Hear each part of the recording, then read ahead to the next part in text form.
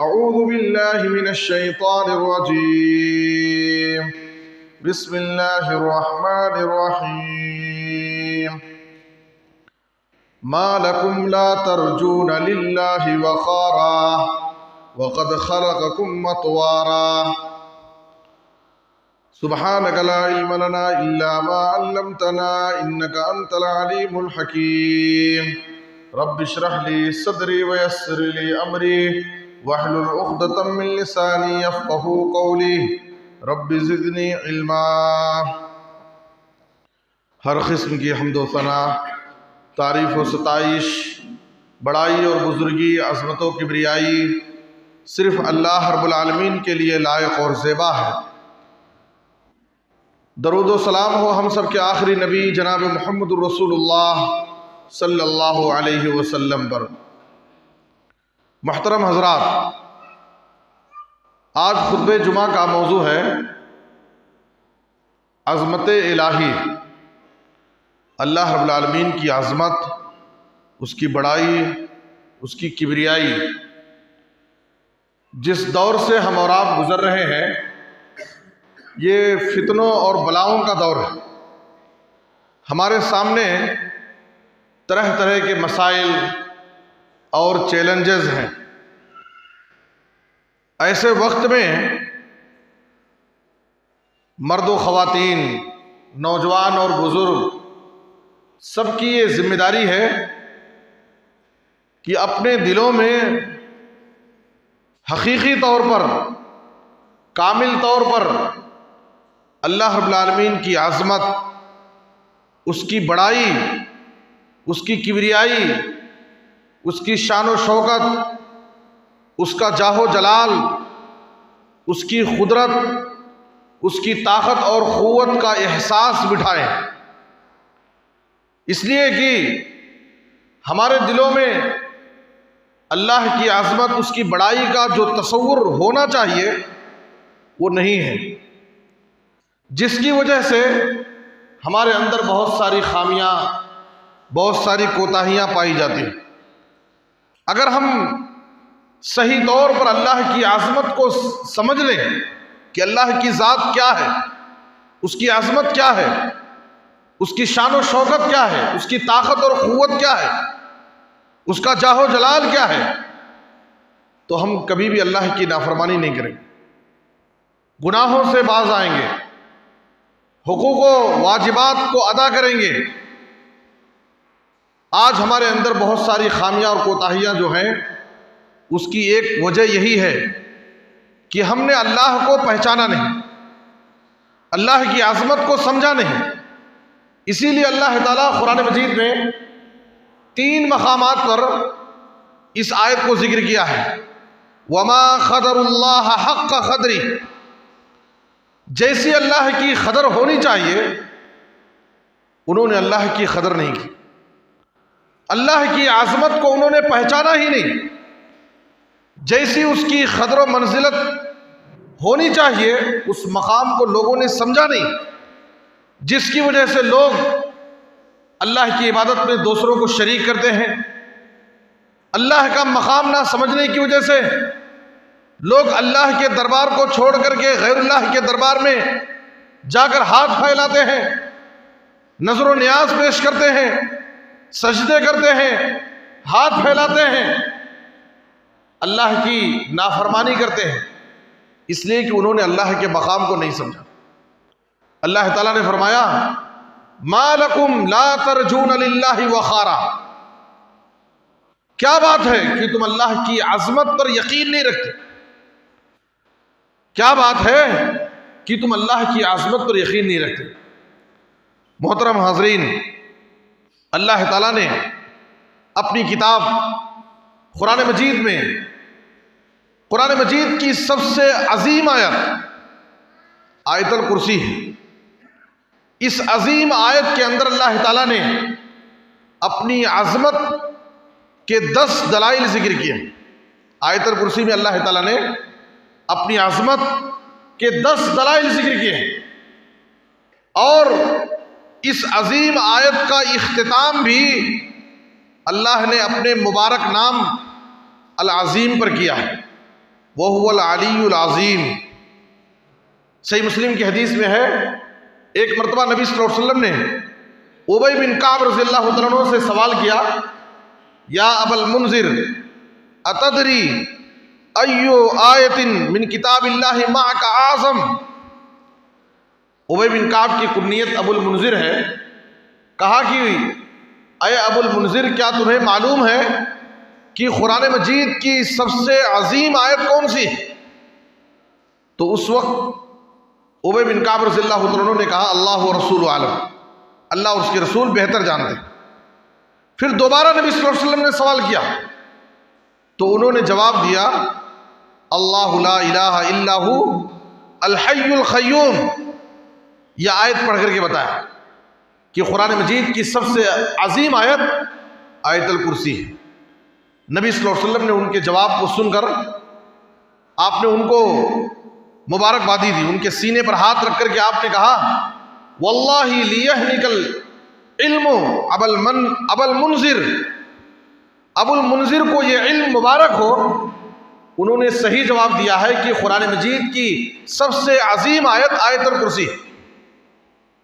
آیت الکرسی قرآن مجید کی سب سے عظیم آیت ہے، اور سورہ فاتحہ قرآن مجید کی سب سے عظیم سورت ہے۔ آیت الکرسی قرآن مجید کی سب سے عظیم آیت کیوں ہے؟ اس لیے کہ اللہ تعالیٰ نے اس آیت کے اندر مختلف انداز سے اپنی عظمت کے دلائل پیش کیا ہے، اپنا تعارف پیش کیا ہے۔ اللہ کون ہے، اس کا مقام کیا ہے، اس کی عظمت کیا ہے، اس کی شان کیا ہے، اللہ نے اس ایک آیت کے اندر ذکر کیا ہے۔ تو ہمیں اللہ کی عظمت کو سمجھنا ہے۔ اسی طریقے سے اللہ تعالیٰ نبی صلی اللہ علیہ وسلم کو کئی مقام پر آپ کو حکم دیا فَسَبِّحْ بِاسْمِ رَبِّكَ الْعَظِيمِ، اپنے عظمت والے رب کے نام کی آپ تسبیح بیان کیجیے۔ اللہ تعالیٰ نے یہاں پر کہا اپنے رب کی تسبیح نہیں کہا، بلکہ کہا اپنے عظیم رب، وہ رب جو بڑی عظمت والا ہے، آپ اس کی تعریف بیان کیجئے، اس کی تسبیح بیان کیجئے۔ اسی لیے نبی صلی اللہ علیہ وسلم نے صحیح بخاری کی حدیث میں ہے فَأَمَّا الرُّكُوعُ فَعَظِّمُوا فِيهِ الرَّبَّ، جب تم رکوع کی حالت میں ہو، نماز میں رکوع میں ہو، تو تم اپنے رب کی تعظیم بیان کرو، اس کی عظمت بیان کرو۔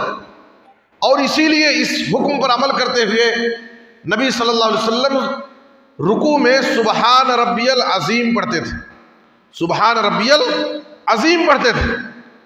اپنے عظیم رب، اپنے عظمت والے رب کی آپ صلی اللہ علیہ وسلم پاکی بیان کرتے تھے۔ اور اللہ رب العالمین کی عظمت، اس کی قدرت کو جاننے کا طریقہ کیا ہے، کیسے ہم اللہ کی عظمت کو سمجھیں، کیسے ہم اللہ رب العالمین کو پہچانیں، اس کا تعارف ہمیں کیسے حاصل ہوگا؟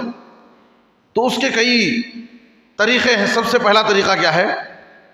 اللہ رب العالمین کے اسماء الحسنی، اللہ رب العالمین کے جو بہترین نام ہیں اور اس کی جو کامل صفات ہیں، اللہ کے ناموں اور اس کی صفتوں سے ہم اللہ رب العالمین کی عظمت کو سمجھ سکتے ہیں کہ اللہ کی ذات کتنی عظیم ہے۔ اللہ رب العالمین کے بے شمار نام ہیں۔ جب ہم اس بات کو سمجھیں گے کہ اللہ تعالیٰ علیم ہے، ہر چیز کا علم اس کے پاس، کوئی بھی چیز اللہ کے علم سے باہر نہیں۔ اللہ خبیر ہے، ہر چیز کی خبر رکھنے والا ہے۔ اللہ سمیع ہے، بصیر ہے، اللہ سنتا ہے، دیکھتا ہے۔ جب ہم اس بات کو سمجھیں گے، اپنے دل میں بٹھائیں گے کہ اللہ سمیع اور بصیر ہے، آدمی اپنی زبان سے کوئی غلط بات نہیں بولے گا، کوئی غلط کام کرنے سے پہلے وہ سوچے گا کہ لوگ دیکھیں یا نہ دیکھیں، لیکن اللہ بصیر ہے، اللہ مجھے دیکھ رہا ہے۔ اللہ رب العالمین کے جو بہترین نام ہیں، اس کے جو صفات ہیں، اگر ہم اس کو واقعی سمجھیں، اس کے معانی پر غور کریں، اس پر ایمان لائیں، تو ہم اپنے آپ کو بہت سارے گناہوں سے بچا سکتے ہیں۔ اللہ وہاب ہے، سب کو دینے والا ہے، سب کو نوازنے والا ہے۔ اللہ رزاق ہے، روزی دینے والی ذات اللہ ہے۔ اللہ جبار ہے، قہار ہے۔ انسان اللہ کے عذاب سے ڈرے گا، خوف کھائے گا۔ اللہ غفور الرحیم ہے، انسان اللہ کی رحمت سے کبھی مایوس نہیں ہوگا، اس کی زندگی میں کتنے بھی گناہ ہو جائیں وہ اللہ کی رحمت کی امید رکھ کر اللہ کی بارگاہ میں توبہ کرے گا۔ تو ہم اللہ کی عظمت کو اس کے ناموں اور اس کے صفات کے ذریعے سمجھ سکتے ہیں۔ اسی لیے قرآن مجید میں اللہ تعالیٰ نے کہا وَلِلَّهِ الْأَسْمَاءُ الْحُسْنَى فَادْعُوهُ بِهَا، اللہ رب العالمین کے بہت سارے بہترین نام ہیں، ان ناموں کے ذریعے تم اللہ سے دعائیں کرو، ان ناموں کے وسیلے سے اللہ کو پکارو۔ یا اللہ تو رحمان الرحیم ہے، تو میرے اوپر رحم کر۔ اے اللہ تو رزاق ہے، مجھے روزی دے۔ اے اللہ تو غفور الرحیم ہے، تو مجھے معاف کر دے۔ یا حی یا قیوم برحمتک استغیث، نبی صلی اللہ علیہ وسلم دعائیں کرتے تھے اللہ رب العالمین کے بہترین ناموں کے وسیلے سے۔ اور جناب محمد الرسول اللہ صلی اللہ علیہ وسلم نے فرمایا ان للہ 99 اسما 100 الا واحدہ من احصاها دخل الجنہ، اللہ رب العالمین کے 99 ایسے نام ہیں کہ اگر کوئی شخص ان ناموں کو شمار کرے گا، ان کو یاد کرے گا، ان کا ذکر کرے گا، ان کو اپنے دلوں میں بٹھائے گا، تو نبی صلی اللہ علیہ وسلم نے کہا دخل الجنہ، وہ شخص جنت میں داخل۔ تو اللہ رب العالمین کے ناموں، اس کے عظیم صفات کے ذریعے ہم اللہ رب العالمین کی عظمت کو سمجھ سکتے ہیں کہ اللہ کی ذات کتنی عظیم ہے، اس کی قدرت کتنی عظیم ہے، اس کا مقام و مرتبہ کیا ہے۔ اللہ کی عظمت کو جاننے اور سمجھنے کا ایک طریقہ کیا ہے کہ ہم اللہ رب العالمین کو اس کے بہترین ناموں اور عظیم صفات کے ذریعے اس کو پہچانیں۔ اسی لیے جگہ جگہ اللہ تعالیٰ قرآن مجید میں اپنے ناموں کا تذکرہ کرتا ہے، اپنے صفات بیان کرتا ہے۔ اسی طریقے سے دوسرا طریقہ یہ ہے اللہ کی عظمت کو سمجھنے کا، اس کی بڑائی، اس کی کبریائی، اس کی شان و شوکت کو اپنے دلوں میں بٹھانے کا کہ اللہ رب العالمین کی مخلوقات میں ہم غور و فکر کریں۔ اس کائنات کے اندر اللہ رب العالمین کی عجیب و غریب مخلوقات، ساری چیزوں کا خالق مالک اللہ، ہم ان مخلوقات میں غور و فکر کریں، کیسے اللہ تعالیٰ نے ان چیزوں کو پیدا کیا۔ حیرت انگیز اللہ کی کاریگری آپ کو نظر آئے گی، اللہ کی عظیم قدرت آپ کو نظر آئے گی۔ اللہ فرماتا ہے سورہ آل عمران میں ان فی خلق السماوات والارض واختلاف اللیل والنہار لآیات لأولی الالباب، آسمان زمین، یہ رات اور دن کا آنا اور جانا، اس میں عقل مندوں کے لیے نشانیاں ہیں، عقل مندوں کے لیے اس میں نشانیاں ہیں۔ اللہ بار بار ہمیں اس بات کی دعوت دیتا ہے فرجع البصر هل ترى من فطور ثم ارجع البصر، آسمان کی طرف نظر ڈال کر کے دیکھو کہ 7 آسمان اللہ تعالیٰ نے کیسے بغیر کھمبوں کے پیدا کیا، کہیں پر کوئی ستون نہیں۔ بار بار نظر ڈال کر کے دیکھو کہ تمہیں کہیں آسمان میں کوئی شگاف، کوئی کمی نظر آتی ہے۔ کیسے اللہ تعالیٰ نے بغیر ستونوں کے 7 آسمان کو روکے ہوئے ہیں۔ سورہ غاشیہ کے آخر میں اللہ تعالیٰ ہمیں دعوت دیتا ہے افلا ينظرون الى الابل كيف خلقت، کیوں نہیں لوگ دیکھتے اونٹ کی پیدائش میں غور کریں کہ اللہ تعالیٰ نے اونٹ کو کیسے پیدا کیا، آسمان کو اللہ تعالیٰ نے کیسے بنایا، زمین کو ہمارے لیے اللہ تعالیٰ نے کیسے ہموار کر دیا ہے، پہاڑوں کو اللہ تعالیٰ نے زمین پر کیسے نصب کر دیا ہے۔ اللہ تعالیٰ ہمیں غور و فکر کرنے کی دعوت دیتا ہے۔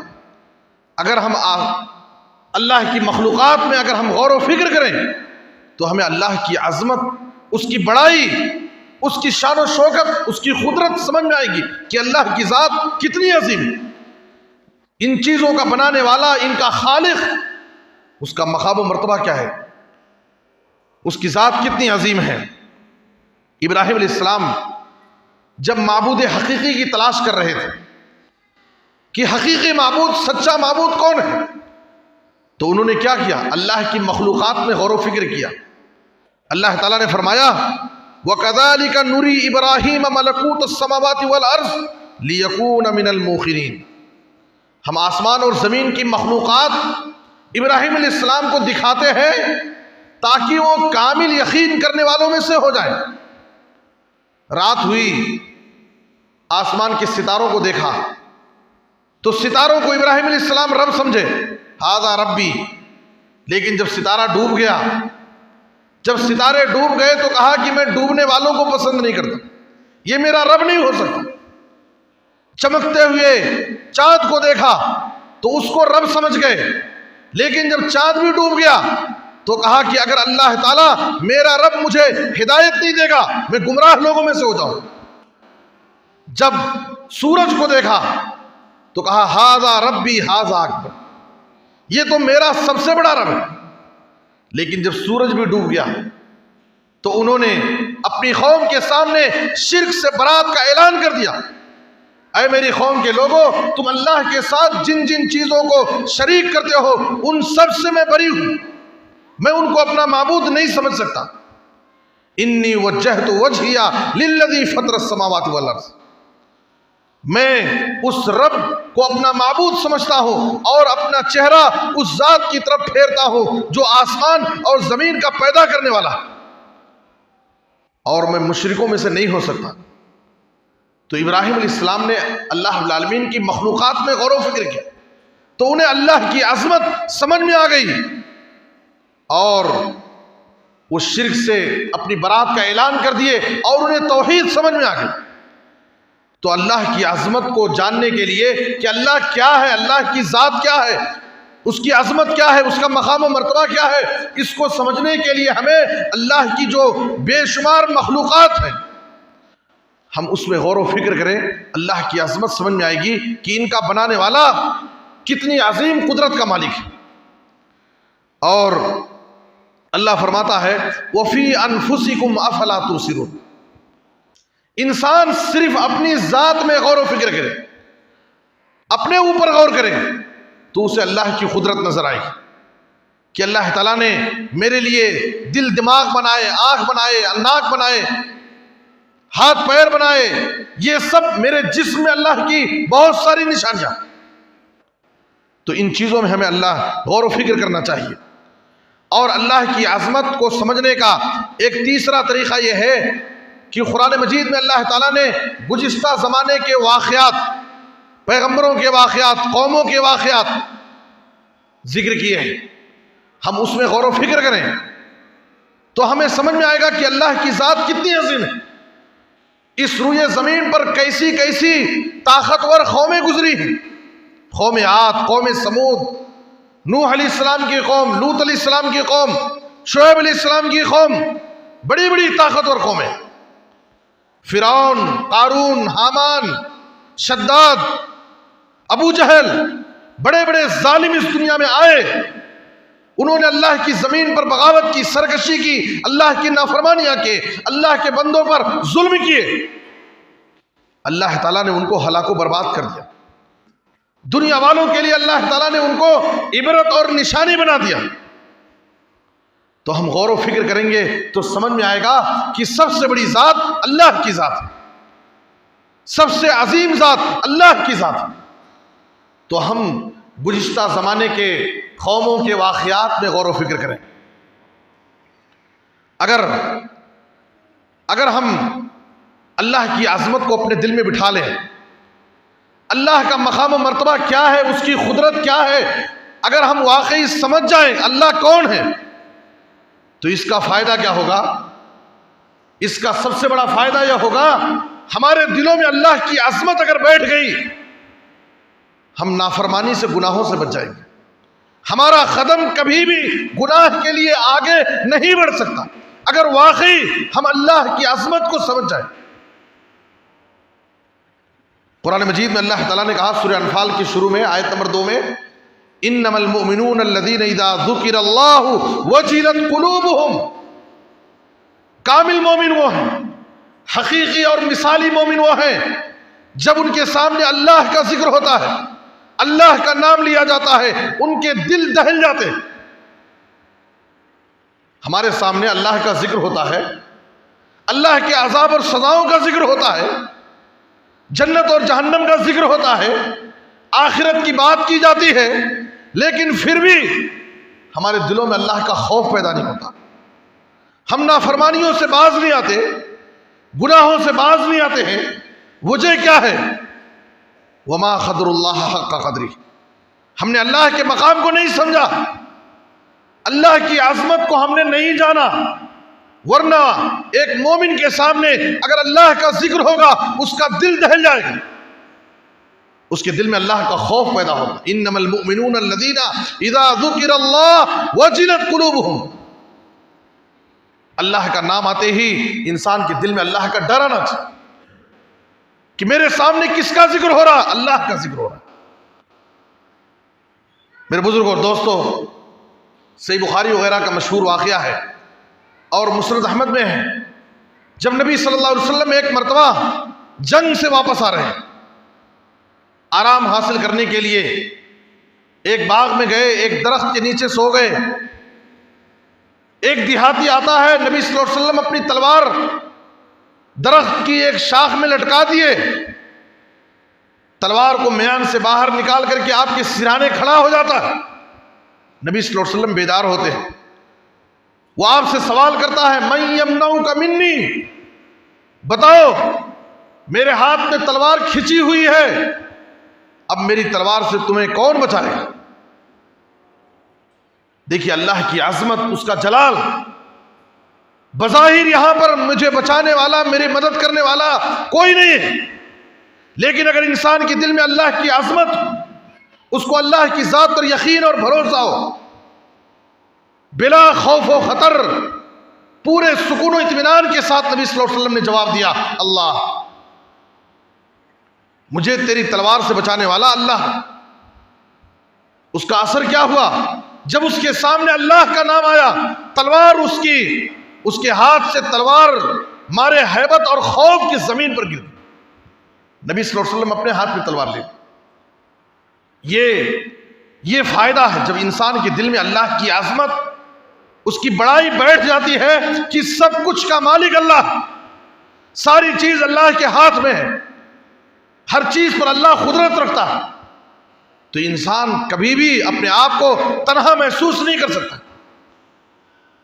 وہ اس بات پر یقین رکھے گا کہ اللہ میری حفاظت کرے گا، اللہ میری ضرور مدد کرے گا، اللہ تعالیٰ میرے لیے راستے بنائے گا۔ ہمیں اپنے دلوں میں اللہ کی عظمت کو بٹھانا ہے۔ نبی صلی اللہ علیہ وسلم نے پورے یقین کے ساتھ، پوری جرات سے کہا کہ مجھے تیری تلوار سے اللہ بچائے، اور اس کا اثر اس کے اوپر بھی ہوا کہ مارے ہیبت کے تلوار اس کے ہاتھ سے زمین پر گر جاتی۔ غار والوں کا واقعہ ہم بارہا سنتے ہیں، 3 لوگ گئے اور غار میں پھنس گئے، پہاڑ کا چٹان آ کر کے غار کے منہ کو بند کر دیا، اس سے باہر نکلنے کا کوئی راستہ نہیں ان کے پاس۔ تینوں نے اپنی زندگی کی مخلصانہ عبادتوں کا حوالہ دے کر کے اللہ سے دعائیں کی۔ ان میں سے ایک نے دعا کرتے ہوئے کہا کہ اے اللہ، تو بہتر جانتا ہے کہ ایک میری چچازاد بہن تھی جس سے میں بہت پیار کرتا تھا، اس کو میں نے اپنی زندگی میں گناہ کے لیے کئی بار دعوت دی، لیکن وہ شریف لڑکی ہمیشہ انکار کرتی رہی۔ ایک دن اس کی زندگی میں مجبوری اور پریشانی کا دن آیا، وہ 100 دینار مجھ سے مانگنے کے لیے آئی، میں نے اس کو 100 دینار اس شرط پر دیے کہ وہ مجھ سے خلوت اور تنہائی میں ملے گی اور مجھ سے گناہ کے کام کرائے۔ جب میں گناہ کے لیے مکمل طور پر تیار ہو گیا، اس نے مجھے اللہ کے عذاب سے ڈرایا اور اس نے کہا اتق اللہ ولا تفز الخاتم الا بحق، اے بندے اللہ سے ڈر اور میری مجبوری کا غلط فائدہ مت اٹھا، اے بندے اللہ سے ڈر۔ جیسے ہی اس نے اے اللہ تیرے عذاب سے مجھے ڈرایا، فقمت وترکتها، میرے دل میں تیرا ڈر خوف پیدا ہوا، میں فوراً وہاں سے اٹھ گیا، میں نے اس کو چھوڑ دیا اور جو 100 دینار اسے دیے تھے وہ دینار بھی میں واپس نہیں لیا۔ اے اللہ تیرے عذاب سے ڈر کر میں نے اس گناہ کو چھوڑ دیا تھا، اے اللہ آج میں مصیبت میں پھنسا ہوں، آج میری اس پریشانی کو تو دور کر دے۔ اللہ تعالیٰ نے دعا قبول کر لی۔ جب ہمارے دلوں میں اللہ کی عظمت ہوگی، اللہ کیا ہے، اس کا مقام و مرتبہ کیا ہے، تو جب ہمارے سامنے اللہ کا ذکر آئے گا ہمارے دل میں اللہ کا ڈر پیدا ہوگا، ہم نافرمانی سے بچیں گے، گناہوں سے بچیں گے۔ آج ہماری زندگی میں جو گناہ ہیں، نافرمانیاں ہیں، بہت ساری خامیاں اور کوتاہیاں ہیں، اس کی ایک ہی وجہ ہے کہ ہم نے اللہ کی عظمت کو نہیں سمجھا، اللہ کے مقام کو نہیں سمجھا، اللہ کا صحیح تعارف ہمارے دلوں میں نہیں ہے۔ ہم خود اپنے دلوں میں اللہ کی عظمت کو بٹھائیں، اللہ کا مقام و مرتبہ سمجھیں، اور اپنے بچوں کے دلوں میں بھی اللہ کی عظمت کو بٹھائیں۔ ان کے سامنے، اپنے بچوں کے سامنے بار بار ہم اللہ کا تعارف پیش کریں، اللہ سے ڈرائیں۔ کوئی بھی مسئلہ ہو، بیٹے یہ کام مت کرو، اللہ ناراض ہوگا، اللہ سے ڈرائیں۔ لقمان حکیم نے اپنے بیٹے کو بہت ساری نصیحتیں کی، ان کی نصیحتوں کو اللہ نے قرآن میں ذکر کیا ہے۔ ایک ماں باپ کی یہ بہت بڑی ذمہ داری ہے کہ ان نصیحتوں کو اپنائے اور اپنے بچوں کی تربیت کرے اسی طریقے سے۔ لقمان حکیم نے اپنے بیٹے کو نصیحت کرتے ہوئے کیا کہا؟ یا بنی انہا ان تک مثقال حبۃ من خردل فتکن فی صخرۃ او فی السماوات او فی الارض یأتی بہ اللہ۔ اے میرے پیارے بیٹے، چاہے رائی کے دانے کے برابر، چاہے نیکی ہو یا گناہ، رائی کے دانے کے برابر، چاہے تم نے نیکی کی ہو یا گناہ کیا ہو، اور وہ بھی پہاڑ کی کسی چٹان میں ہو، آسمان میں ہو، زمین میں ہو، کہیں بھی ہو، یاتی بہ اللہ، اللہ تعالیٰ اس کو حاضر کرنے پر، لانے پر قادر۔ قیامت کی دن اللہ تعالیٰ اس کو تمہارے سامنے لا کر حاضر کر دے گا کہ تم نے پہاڑ کی کسی چٹان میں چھپ کر کے، رات کی تاریکی اور تنہائی میں، زمین کے کسی کونے میں جا کر کے نافرمانی کی تھی، گناہ کا کام کیا تھا، اللہ تعالیٰ اس کو بھی تمہارے سامنے لا کر حاضر کرنے پر قادر ہے۔ اللہ کی عظمت اس طرح سے ہم اپنے بچوں کے دلوں میں بٹھائیں۔ آج ہم اپنے بچوں کو ڈراتے ہیں، لیکن کس سے ڈراتے ہیں؟ اللہ سے نہیں ڈراتے۔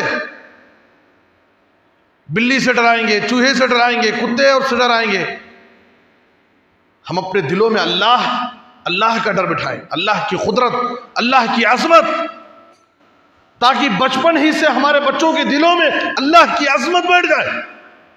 یا غلام انی اعلمک کلمات احفظ اللہ احفظ اللہ تجدہ تجاہک اذا سألت فاسأل اللہ واذا استعنت فاستعن باللہ۔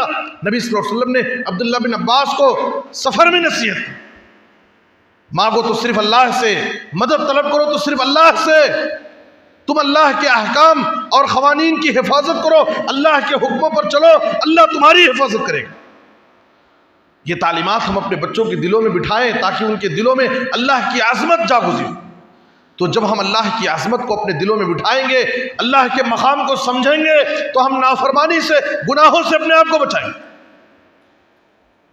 اور دوسرا فائدہ یہ ہے، جس کے دل میں اللہ کی عظمت کا جس قدر احساس ہوگا، جو اپنے دل میں اللہ کی عظمت کو جتنا سمجھے گا، بٹھائے گا، وہ اتنا سکون کی زندگی گزارے گا، اتنا سکون کی زندگی گزارے گا۔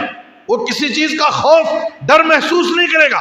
حالات کتنے بھی خراب ہو جائیں، کتنے بھی مشکل اور نازک حالات سے وہ گزر جائے، لیکن اگر وہ اللہ کی عظمت کو سمجھتا ہے، اللہ کے مقام کو سمجھتا ہے، وہ کبھی بھی حالات سے نہیں گھبرائے گا، اس لیے کہ وہ سمجھتا ہے کہ سب سے بڑی طاقت اللہ کی طاقت ہے، اللہ میری حفاظت کرے گا، اللہ میری مدد کرے گا۔ آپ دیکھیے قرآن مجید میں اللہ تعالیٰ نے فرمایا، جب مدینے کے اوپر کافر ایک بڑی فوج لے کر حملہ کرنا چاہ رہے تھے، مسلمانوں کو اپنی طاقت سے ڈرانا چاہ رہے تھے، ان کے دلوں میں خوف بٹھانا چاہ رہے تھے، اس وقت اللہ تعالیٰ نے کیا کہا؟ الذین قال لهم الناس ان الناس قد جمعوا لكم فاخشوهم فزادهم ایمانا وقالوا حسبنا اللہ ونعم الوکیل۔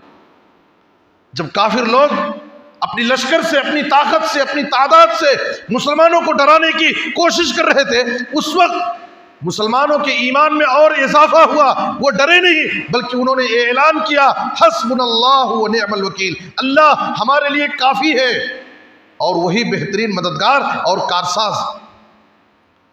آدمی ایسے ماحول میں اس وقت ہمت سے رہے گا، سکون سے رہے گا جب اس کے دل میں اللہ کا ڈر ہو، وہ اللہ کی عظمت کو سمجھے گا کہ سب سے بڑی طاقت اللہ کی طاقت ہے، کوئی ہمارا کچھ بھی نہیں کر سکتا۔ اللہ اگر ہماری حفاظت کرنا چاہے کوئی ہم کو نقصان نہیں پہنچا سکتا۔ تو یہ اللہ کی عظمت ہمیں ہمارے دلوں میں بٹھانا ہے۔ اگر ہم اللہ کی عظمت کو اپنے دل میں نہیں سمجھیں گے، چھوٹی چھوٹی چیزوں سے ہم ڈر جائیں گے۔ راستے سے جا رہے ہیں، ایک معمولی بلی اگر ہمارا راستے سے گزر جائے، آدمی کے دل میں ڈر پیدا ہو جاتا ہے، راستے سے واپس آ جاتا ہے ڈر کر کے کہ آگے چل کر کے کوئی حادثہ ہو سکتا ہے، میں اپنے سفر میں کامیاب نہیں ہوں گا، اس لیے کہ اس کے دل میں اللہ کا ڈر نہیں ہے۔ تو دنیا کی معمولی چیزوں کا بھی ڈر اس کے دل میں بیٹھ جاتا ہے، اور جس دل میں اللہ کا ڈر ہوگا وہ دنیا کی کسی بھی طاقت سے نہیں ڈرے گا، نہیں خوف کھائے گا۔ غار میں نبی صلی اللہ علیہ وسلم اور ابوبکر صدیق رضی اللہ عنہ ہیں، کفار و مشرکین آپ کی تلاش میں غار کے منہ کے قریب پہنچ گئے ہیں۔ ابوبکر صدیق رضی اللہ عنہ نبی صلی اللہ علیہ وسلم سے فرماتے ہیں اگر ان میں سے کوئی اپنے قدم کی طرف نظر ڈالے گا تو اس کی نظر ہم پر پڑ جائے گی، وہ ہم کو دیکھ لے گا۔ ایسی مشکل گھڑی میں بھی نبی صلی اللہ علیہ وسلم ابوبکر صدیق رضی اللہ عنہ کو تسلی دیتے ہوئے کہتے ہیں لا تحزن ان اللہ معنا۔ یہ یقین انسان کے اندر کب آئے گا؟ دشمن بالکل ہمارے قریب پہنچ گئے ہیں لیکن پھر بھی یقین ہے، ہمت ہے، غم کرنے کی ضرورت نہیں ہے۔ بظاہر ہم دو ہیں، تیسرا اللہ ہمارے ساتھ، اللہ ہماری حفاظت کرے گا۔ اتنا قریب پہنچ کر کے بھی دشمن ناکام ہو کر کے واپس آ گئے، اللہ تعالیٰ نے ان کی حفاظت کی۔ جب موسیٰ علیہ السلام اپنی قوم کو لے کر اللہ کے حکم سے جا رہے تھے، سامنے سمندر ہے، پیچھے فرعون کی فوج ہے، پریشان ہو گئے، کہا کہ اِنَّا لَمُدْرَكُونَ، اب تو ہم پکڑ لیے جائیں گے، سامنے دریا ہے، آگے نہیں بڑھ سکتے، پیچھے فرعون کی فوج ہے، پیچھے نہیں جا سکتے، اب تو ہم پکڑ لیے جائیں گے۔ اس وقت موسیٰ علیہ السلام نے پورے یقین کے ساتھ اپنے ساتھیوں کو تسلی دی اور کہا اِنَّ مَعِيَ رَبِّي سَيَهْدِينِ، یقین رکھو اللہ پر، اللہ تعالیٰ میرے ساتھ ہے، میرا رب میرے ساتھ ہے، ضرور مجھے وہ راستہ دکھائے گا۔ تو یہ یقین، یہ بھروسہ انسان کے اندر اس وقت آئے گا جب وہ اللہ کی عظمت کو سمجھے گا، اللہ کی ذات کو پہچانے گا کہ دنیا کی بڑی سے بڑی طاقت کچھ بھی نہیں ہے، سب سے بڑی طاقت اللہ کی طاقت ہے۔ ہم اللہ پر یقین رکھیں، اللہ پر بھروسہ کریں، اور اپنے دلوں میں کسی کا بھی ڈر اور خوف نہ بٹھائیں۔ سب اللہ کے در کے بھکاری ہیں، نفع اور نقصان کا مالک اللہ ہے، عزت ذلت صحت بیماری سب کچھ اللہ کے ہاتھ میں۔ ہم اللہ کی عظمت کو سمجھیں کہ سب کچھ کا مالک اللہ ہے، اللہ ہی جو چاہے گا وہی ہوگا، دنیا والوں کے چاہنے اور نہ چاہنے سے کچھ بھی فرق نہیں پڑتا ہے۔ اور ایک فائدہ عظمت الہی کا، ایک فائدہ یہ بھی ہے کہ جب انسان اللہ کی عظمت کو سمجھے گا تو اللہ کی عبادت کرے گا، اللہ کے ساتھ کسی کو شریک نہیں کرے گا، نفع اور نقصان کا مالک اللہ کو سمجھے گا، بلکہ اللہ کی عبادت بھی کرے گا، اور جتنا زیادہ اس کے دل میں اللہ کی عظمت ہوگی اتنا زیادہ وہ نیکی کے کام کرے گا، اور ہمیشہ اپنی نیکیوں کو حقیر سمجھے گا، اور اپنی خامیوں اور کوتاہیوں کا احساس اپنے دل میں پیدا کرے گا۔ جب اس کے دل میں اللہ کی عظمت کا احساس ہو، آپ نبی صلی اللہ علیہ وسلم کو دیکھیے، آپ صلی اللہ علیہ وسلم کا مقام و مرتبہ کیا ہے، آپ صلی اللہ علیہ وسلم کی عبادت کا حال کیا ہے، لیکن پھر بھی اللہ نے آپ کے اگلے اور پچھلے گناہوں کو معاف کر دیا، پھر بھی آپ صلی اللہ علیہ وسلم راتوں میں اتنا لمبا قیام کرتے کہ آپ کے پاؤں میں ورم آ جاتا۔ اتنی زیادہ عبادت کیوں کرتے تھے؟ اس لیے کہ آپ صلی اللہ علیہ وسلم اللہ کی عظمت کو سمجھتے تھے، اللہ کے مقام و مرتبے کو سمجھتے تھے، اور آپ صلی اللہ علیہ وسلم کہتے واللہ لا ادری وانا رسول اللہ ما یفعل بی ولا بکم، اللہ کی قسم میں نہیں جانتا حالانکہ میں اللہ کا رسول ہوں کہ میرے ساتھ کیا معاملہ ہوگا اور تمہارے ساتھ کیا معاملہ۔ واللہ لو تعلمون ما اعلم لضحکتم قلیلا ولبکیتم کثیرا، اللہ کی قسم جو میں جانتا ہوں اللہ کے بارے میں، اللہ کا جو تعارف مجھے حاصل ہے، اگر تمہیں حاصل ہو جائے، اللہ کی معرفت تم کو ہو جائے، تو تمہاری زندگی سے ہنسی ختم ہو جائے، تم زیادہ روگے، بہت کم ہنسو گے۔ من کان باللہ اعرف کان منہ اخوف، جس کو جتنی زیادہ اللہ کی معرفت ہوتی ہے، جو جتنا زیادہ اللہ کے بارے میں جانتا ہے، اس کی قدرت کو پہچانتا ہے، اس کی عظمت کو سمجھتا ہے، اتنا زیادہ اس کے دل میں اللہ کا ڈر پیدا ہوتا ہے۔ نبی صلی اللہ علیہ وسلم اللہ کے بارے میں سب سے زیادہ اللہ سے جاننے والے تھے، اللہ کے بارے میں جاننے والے تھے، اسی لیے سب سے زیادہ اللہ سے ڈرنے والے تھے۔ اس لیے ضرورت اس بات کی ہے کہ ہم اپنے دلوں میں اللہ کی عظمت کو بٹھائیں۔ اللہ کون ہے، اللہ کی عظمت کیا ہے، اس کا مقام و مرتبہ کیا ہے، ہم سمجھنے کی کوشش کریں۔ اس لیے کہ جب تک اللہ کی عظمت کو ہم نہیں سمجھیں گے، کسی بھی چیز کی اہمیت جب انسان کو معلوم ہوتی ہے، وہ انسان اس کی قدر کرتا ہے۔ جب جس چیز کی اہمیت معلوم نہیں ہوتی، وہ انسان نہ اس کی قدر کرتا ہے، نہ اس کی حفاظت کرتا ہے۔ جب ہم اللہ کی عظمت کو جانیں گے، اللہ کی عظمت کو سمجھیں گے، ہم اللہ کی قدر کریں گے، اس کی عبادت کریں گے، اس کی نافرمانی سے بچیں گے۔ سلف میں سے کسی نے کہا، لا تنظر الى صغر المعصیہ ولكن انظر الى العظمت التي من تعصی، کہا کہ تم کبھی یہ نہ دیکھو کہ کتنا معمولی گناہ کر رہے ہو، بلکہ یہ تم سوچو کہ کس عظیم ذات کی تم نافرمانی کر رہے ہو۔ گناہ چھوٹا ہو سکتا ہے، معمولی ہو سکتا ہے، لیکن نافرمانی تم جس کی کر رہے ہو، وہ ذات بڑی عظیم ذات ہے۔ اس لیے اس ذات سے ڈرو اور اس کا خوف اپنے دل میں پیدا کرو۔ اس لیے ضرورت اس بات کی ہے کہ ہم خود اپنے دلوں میں اللہ کی عظمت کو بٹھائیں، اللہ کے مقام و مرتبہ کو سمجھیں، اللہ رب العالمین کی شان و شوکت کو سمجھیں، اور اپنے بچوں کی تربیت کرتے ہوئے بچپن ہی سے بار بار ہم ان کے دلوں میں اللہ کی عظمت بٹھائیں، تاکہ یہ بچے آگے بڑھ کر کے اللہ کی نافرمانی سے، گناہوں سے بچیں، ہمیشہ اللہ کی اطاعت اور فرما برداری کریں، ان کے دلوں میں اللہ کا خوف اور ڈر پیدا ہو۔ اللہ سے دعا ہے کہ اللہ تعالیٰ ہمیں اللہ کی عظمت، اس کی شان و شوکت اور اس کے مقام و مرتبے کو سمجھنے اور اس پر کامل یقین اور بھروسہ رکھنے کی اللہ توفیق عطا فرمائے۔ اے اللہ، جو بیمار ہیں انہیں شفائے عاجل کامل عطا فرما۔